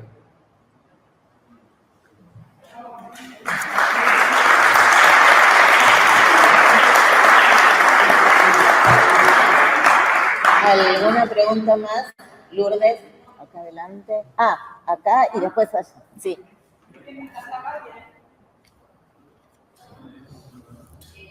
Miguel, quería preguntarte, retomar un poco lo de los tiempos de la lucha, ¿no? O sea, esa lucha, bueno, no sé si mañana, y que también voy a estar en trabajo y los niños y demás. Bueno, después arranca ese segundo momento de la lucha, el de hoy, y me gustaría si retomás un poco ese tema de, bueno, cuál es la lucha de hoy, más allá de la descolonización de la que estamos hablando, y preguntarte también si en Latinoamérica conoces algún movimiento de tipo de a pesar de todo, o algo que estés viendo que te llama la atención. Gracias. Bueno, primero te digo, estamos largando con algunos compañeros, compañeras, estamos largando una especie de red, que no es una red a la cual uno pertenece o no pertenece, no es un partido, simplemente una red que trata de pensar y actuar a partir de estas cosas que estamos hablando. Esta noche vamos a presentarla a las 20, se presenta en no sé dónde, como para tener el dato fijo, ¿no? En no sé dónde, al 500, ¿no? ¿Vos tenés la dirección, Horacio? La valla al 1100. ¿Cómo se llama la red? No, la red no se llama nada, se llama A pesar de todo nomás, lo cual no es un nombre. Nosotros, te digo una cosa que tiene que ver con lo que te voy a decir con respecto a la lucha, ¿no? Resulta que hay un problema fundamental que tiene que ver con la identidad también, que es el problema de tomarse en serio. Tomarse en serio quiere decir creerse que uno está en la justa, ¿no? Tomarse en serio es una cosa muy peligrosa porque hace que uno, si uno es padre, madre, militante o lo que venga, ¿no? Tomarse en serio significa pensarse que uno tiene la justa y que el otro es el mal o el error. Eso es un problema fundamental. Hoy en día yo no tengo el tiempo ahora para explicar, pero me ofrezco cuando quieran, para explicar por qué científicamente la incorporación del azar a la racionalidad es una revolución total en el mundo del pensamiento y de la ciencia, ¿no? Pero incorporar el azar significa justamente actuar sabiendo que tenés ángulo muerto, o sea, que no sabes todo, ¿verdad? O sea, lo cual es un gran cambio porque justamente todo el mundo que siempre actúa diciendo, viste, para dar una cachetada a tu hijo vos tenés que estar seguro que vos sos el papá y que vos sabés. Si no, vos decís, mirá, no, eso está mal, pero medio como, ¿no? Hay una cosa que te frena porque, ¿no? Que tiene que ver también con que un hombre capaz no es totalmente un hombre, una mujer no es totalmente una mujer, o sea, es este mundo donde se abre un poco el juego. Bueno, en realidad, bueno, por eso, por ejemplo, te doy un ejemplo, ¿no? O sea, resulta que yo trabajé casi 10 años tratando de desarrollar científicamente un modelo orgánico para explicar por qué lo vivo tenía una particularidad que la máquina no tiene. Cuando terminé de trabajar esos 8 años, 9 años, publicaba artículos científicos, pero publiqué un libro, ¿no? Con el esquema, ¿no? Y resulta que yo digo, me dicen los editores, ¿cómo lo llamás al esquema? Porque, bueno, en los artículos lo llamaba un modelo orgánico, patatín, patatán. Y yo digo, puta, laburé 8 años en esto. Quiero mostrar la diferencia entre lo vivo y lo máquina, ¿no? Que es un problema enorme. ¿Cómo se puede llamar eso? Entonces yo lo llamé el mamotreto, ¿no? Porque diciendo, bueno, esto es un mamotreto. Y yo pienso que eso es un punto fundamental con respecto al compromiso y al actuar hoy en día. Es esa distancia. Decir, mira, yo creo que pasa por acá, ¿verdad? Pero con cuidado. ¿Por qué? Porque si yo no tengo más la promesa, yo no puedo pretender conocer el camino. No hay más vanguardia, ni amo, liberador, ni profeta. Porque no hay otro momento. Nadie sabe, el futuro está acá. El único futuro es lo que yo hago acá, ¿verdad? Como lo que construyo. Entonces es cierto que el modo de actuar es un modo en el cual nosotros lo único que podemos hacer es poner la idea de futuro entre paréntesis y decir, en la situación concreta, ¿qué es lo más mejor? Sabiendo que lo que es más mejor en una situación entra en contradicción con lo que es más mejor en la otra. Por ejemplo, entre la justicia de género, la justicia social y la justicia ecológica, hay contradicciones irresolubles, que no se pueden resolver. Y bueno, hay que bancarse esa contradicción, ¿verdad? Entonces, nosotros, sinceramente, yo creo que nadie que trate de quedarse a un nivel racional puede pensar que algo bueno está llegando, que lo único que nosotros vamos a hacer es, en la inmanencia total, aceptar primero lo que es más mejor y la multiplicidad, ¿verdad? O sea, la contradicción. Epistemología de la complejidad al pan. Absolutamente, epistemología de complejidad. Nosotros somos el grupo que Edgar Morin nos dio como la bendición, diciendo ustedes continúan, desarrollan el pensamiento de la complejidad, publicamos muchos libros. Sí, totalmente, o sea, totalmente.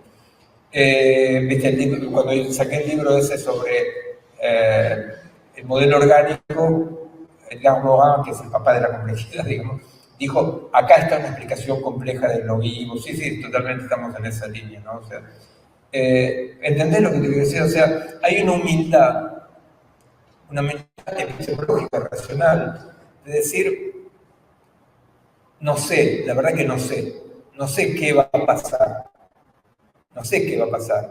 pero en esta situación lo más mejor es esto, y es muy importante aceptar la multiplicidad, saber que yo en mi situación es esto, pero que la otra situación que está en contradicción conmigo no es el enemigo, ¿se entiende? Lo que sí es claro es que en toda situación el nuevo tsunami colonialista es el algoritmo por todos lados. Eso no quiere decir que no hay que utilizar las máquinas, pero hay que utilizar las máquinas. Y yo les aseguro que utilizar la máquina es muy difícil, porque estamos en permanencia siendo utilizados por las máquinas y los grandes capitales que apoyan eso, ¿verdad?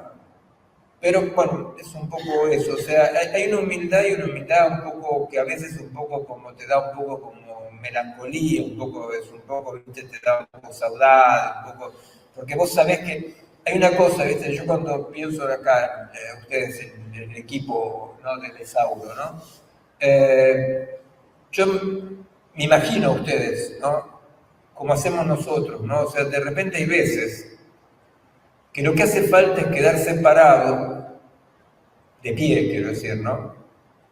Quedarse de pie, sin tener la más mínima puta idea de lo que va a pasar, pero quedarse de pie, como para que los otros sepan que es posible quedarse de pie, y capaz que los otros inventen algo, pero hay muchas veces que en la clínica social, en la actividad social, o en la actividad clínica, médica, psicológica, qué sé yo, o en la pedagogía, muchas veces lo que hay que hacer es simplemente no caerse.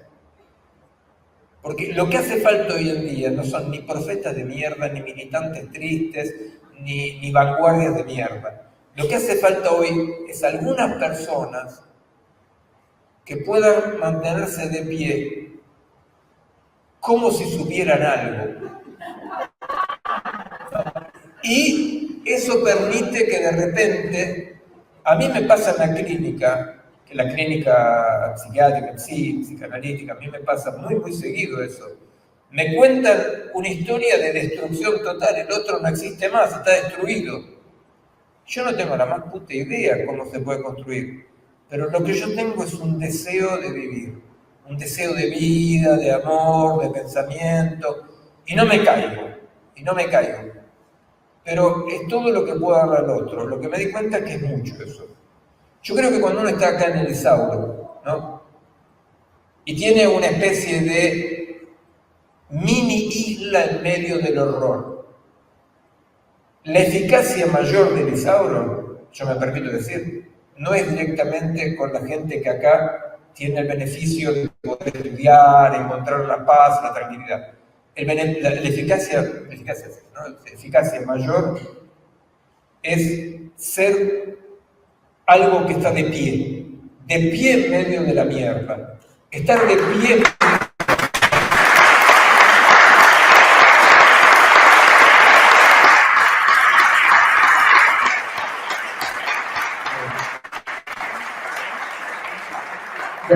Ya que me aplauden, la próxima vez yo voy a traer mi saxo y voy a tocar el saxo. Buenas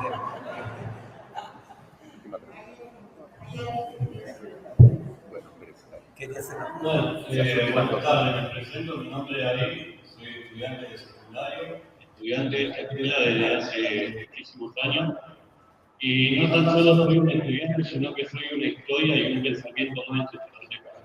Y mi pregunta va basada a esto que dijo un niño, y encontraba un niño veterano que uno por dentro que se decía que estamos luchando para que esto funcione.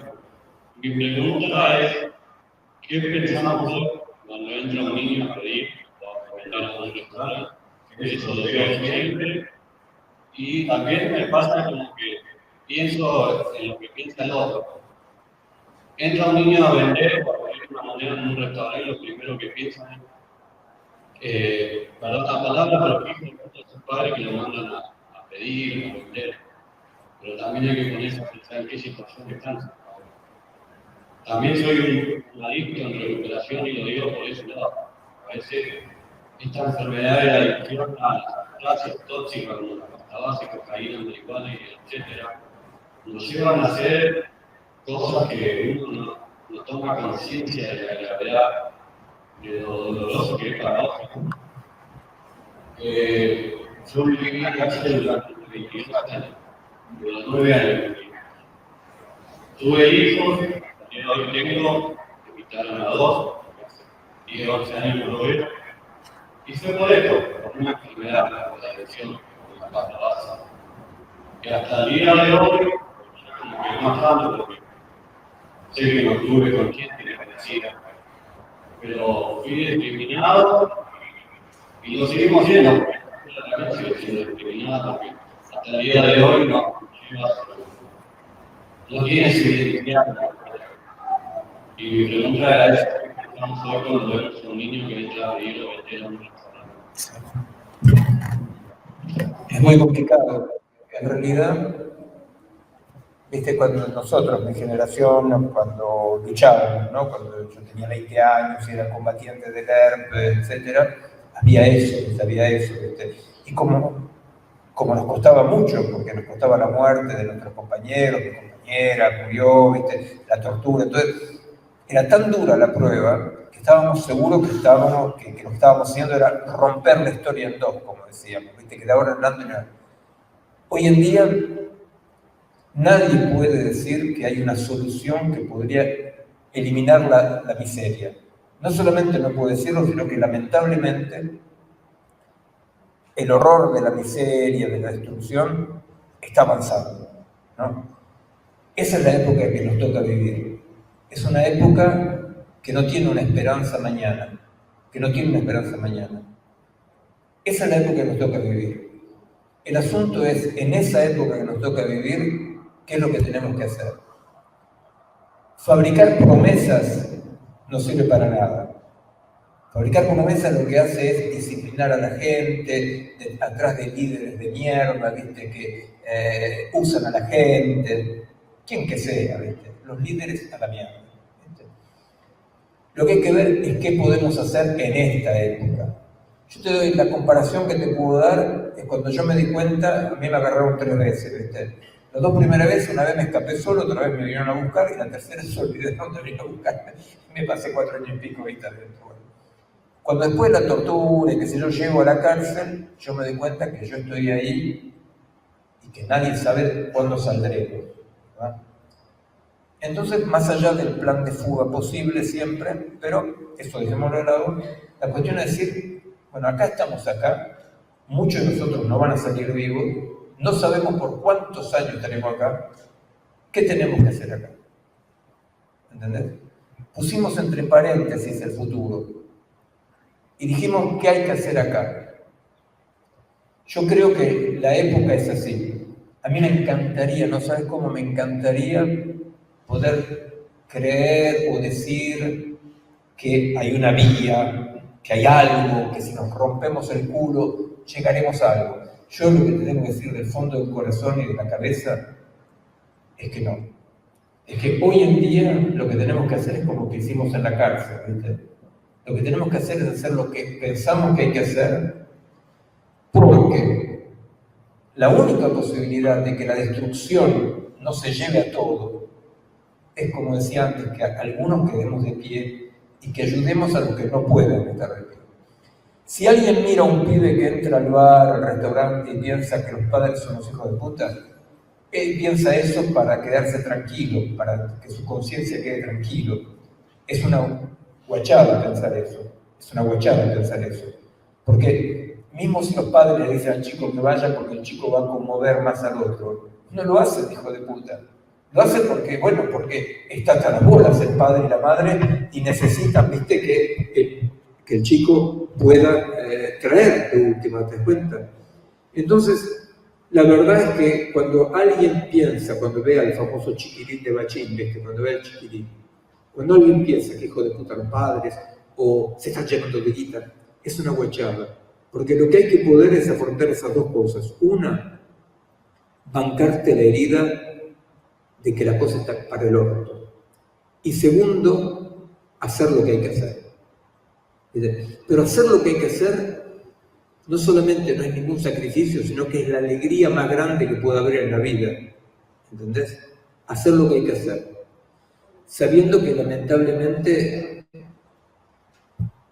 es con pérdida. Yo no digo lo que es la verdad, yo digo lo que yo pienso, ¿verdad? Y si yo me equivocara y hubiera un camino, sería fantástico, pero mejor no pensar en el camino, mejor pensar lo que hay que hacer acá y ahora. Es eso. Me presento, soy Erika, del secundario. Usted se refería en el tema de educación, que la tecnología y que estaban algunos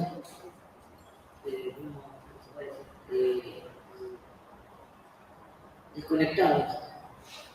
Y, o sea, en estas situaciones es una realidad, porque el Isauro no tiene computadoras, no tiene internet, y estaría bueno la lucha para que el Isauro tenga computadoras y internet, y para que los chicos puedan disfrutar y saber lo que es manejar tecnología, digamos, ¿no? Justamente, capaz sería una experiencia fantástica que en el Isauro haya computadoras para que la gente aprenda a utilizar la computadora y no a ser utilizado por la computadora, ¿verdad? Ese sería el desafío. No basta, como ciertas personas dicen, de meter computadoras por todos lados para los chicos. No basta para nada, porque aparte lo más probable es que el 90% de la acción sea una acción colonizadora de las cabezas. Entonces, las campañas de repartir computadoras por todos lados es absolutamente inconsciente y irresponsable, porque no podés repartir computadoras sin dar los medios de que la gente sepa dominar la computadora, porque si no lo que va a pasar es que la gente va a estar dominada por la computadora. Entonces yo pienso que sería fantástico si en el Isauro hay algunas computadoras para que en el Isauro se aprenda una cosa fundamental, a utilizar la computadora de manera no colonizada. Bueno, la ultimísima chiquitita.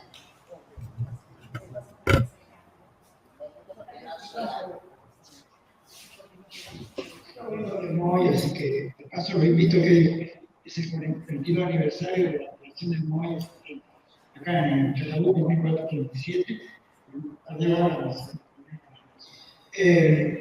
es,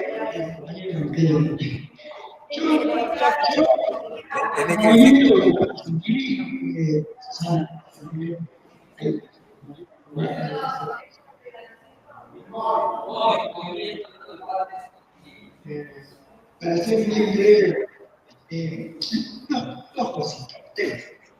El tema del azar, vinculado, que me come mucho, la teoría del caos. Otra cosita que es muy pequeña para que no quede sumada, te voy a contar. Por ejemplo, uno dice, ¿por qué China crece tanto? ¿Cómo son los valores supuestamente personas? Y yo me enteré hace muy poco, porque en el idioma chino, la palabra no existe. Es como que ellos dicen, puede ser, todo puede ser, vamos a ver, vamos a estudiar. Y eso me conmovió porque yo siempre he la palabra, así naturalmente. Y eso me vinculo a la raíz. ¿Cómo hago yo para un chino de conseguirlo? No, yo ni tengo la cultura de ellos, nada, pero soy comunista por ahí. Ahora, no estoy cuestionando la teoría de la identidad, nada, es importante. Pero, ¿qué pasa? Yo soy de Córdoba, la ciudad de Córdoba. Tengo una identidad, puede ser italiana. Y sí, eso me hace pensar que las raíces son muy. Tener raíces comunes es un principio también para nosotros. Y bueno, tenía mucho. Y para cerrar, me hablo mucho de lo que dice nosotros que tenemos un papa. Coincido con él, es increíble, comunista, anarquista, de todo punto, sindicalista, telefónico, ahora, cuidado. Digo, hay una fórmula salesiana que yo escribo. Decían los salesianos, hagamos lo posible. ¿No? Se puede hacer, aprendemos ganas. Seguramente terminaremos haciendo cosas. Decían lo necesario. Hagamos lo necesario y seguramente se nos va a dar fuerza. Porque lo hagamos, comer, utilizar. De lo que por hacer, estamos llegando superior, estudiando lo posible. Aquello que da, pintamos, arreglamos, con tu tres. Probablemente vamos a ganar, ¿no? Mira, camina, ¿qué tal si probamos con los posible? Es una fórmula, en mi opinión, optimista. Y creo, yo les invito a conocerlas, creo que es muy posible tuvo en la humanidad tanta posibilidad de avanzar. Por la tecnología, ya tenemos gente que está pensando en colonizar Marte. Y lo que sí es bueno es que se terminó el pensamiento único, la fórmula sagrada de que la intervención sobre la humanidad, o la fórmula de la Revolución Francesa, de Liberté, también la planteaste de la igualdad, que no hay igualdad posible, que somos multifacéticos. Más vale, si ser maoísta, diría que florezcan los 100. Miren que le agregó algún cero, no sé quién fue, ya le agregué otro cero más. 10.000, ¿por qué no? Perdón, la expresión. Mira, te contesto un punto con respecto a la identidad, lo común y las raíces, ¿no? Las raíces es lo que nos funda. Nosotros, los seres humanos, no tenemos lazos, somos un nudo de lazos. Somos un nudo de lazos.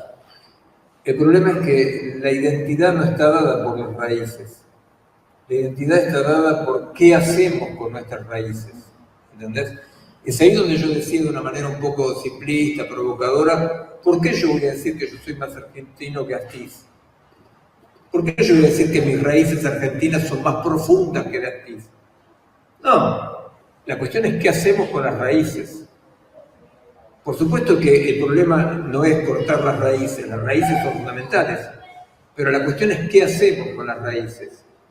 ¿Hacemos la patria oligárquica, blanca, racista, o con las raíces nos mezclamos con todos y decimos bolivianos, peruanos, paraguayos, bienvenidos, porque lo que vamos a hacer es ver qué hacemos en común, ¿entendés? Entonces, las raíces es lo que tenemos, y las raíces es lo que tiene cada uno en el fondo del corazón.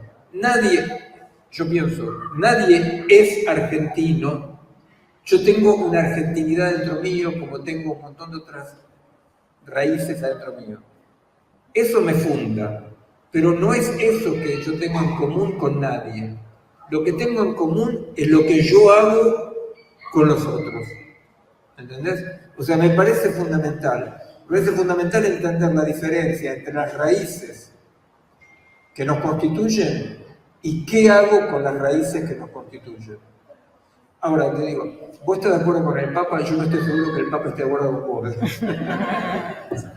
No, es un chiste. Bueno, para ir cerrando, a mí me quedó algo por ahí para decirte. Sabes que hay un filósofo que se llama Spinoza que decía que no tenemos cuerpo, que formamos cuerpo con nosotros. Estaría bueno que cuando un pibe entre al bar podamos empezar a sentir eso, ¿no? Y tenemos que trabajar en ese sentido. Bueno, yo creo que hoy estamos intentando eso. Estamos formando cuerpo con las chicas de Lisauro que trajeron este increíble catering para todos.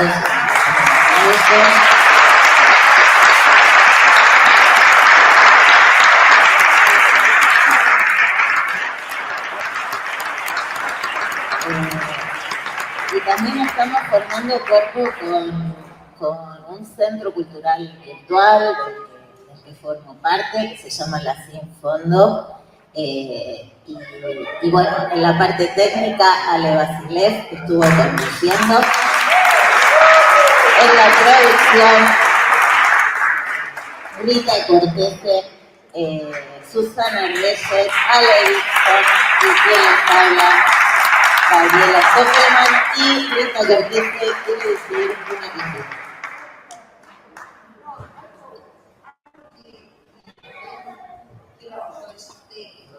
Es muy interesante algo que dijo Miguel también, que nunca nos tenemos que olvidar y tenemos que estar de pie. Y estamos de pie todos. Y Lisauro dijo que también que mantiene y nos mantiene de pie. Eso lo quiero compartir con vos, porque me parece que siempre nos tenemos que acordar de eso, que tenemos que estar de pie, ¿no?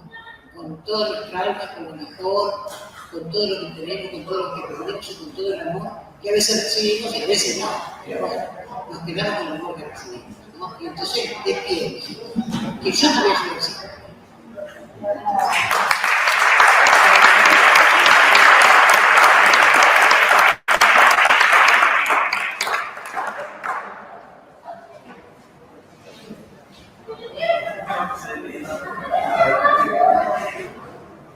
Bueno, buenas tardes. Mi nombre es Felipe Arenal. Soy estudiante de Lisauro Arancibia hace muchos años y el proyecto también de mujeres.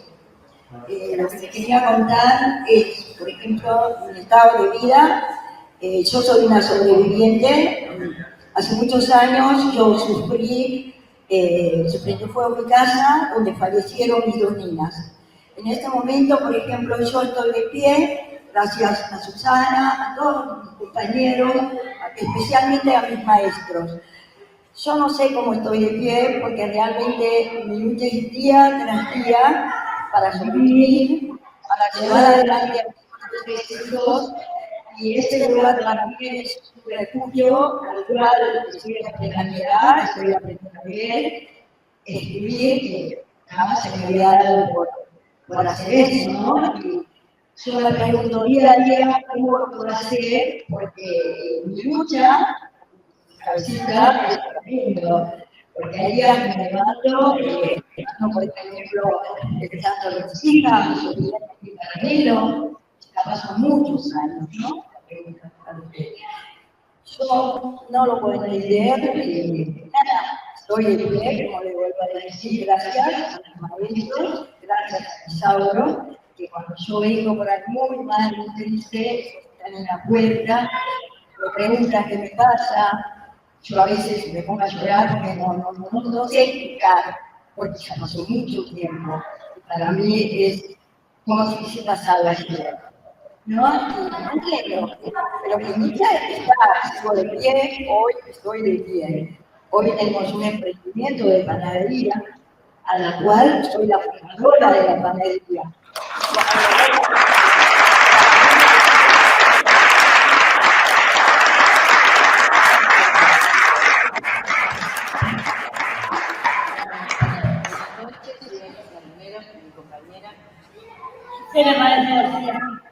Y bueno, nada, solamente quería agradecerle a todos los presentes y decir que nos encontramos en el Facebook, la página de Lisauro. Y nada, yo también estoy agradecida y creo que hay que La vida es una lucha, hay que luchar permanentemente y nunca bajar los brazos. Bueno, y finalmente agradecerle a Miguel porque hay mucha emoción, estuvimos todos pensando, veo que están todas las cabecitas agitadas, qué es lo que queríamos, nos vamos llenos de un montón de cosas, nos vamos de pie, nos vamos siguiendo la línea del asno, de viniendo y múltiples. Así que muchas gracias Miguel y muchas gracias a Darío también y a todos por venir.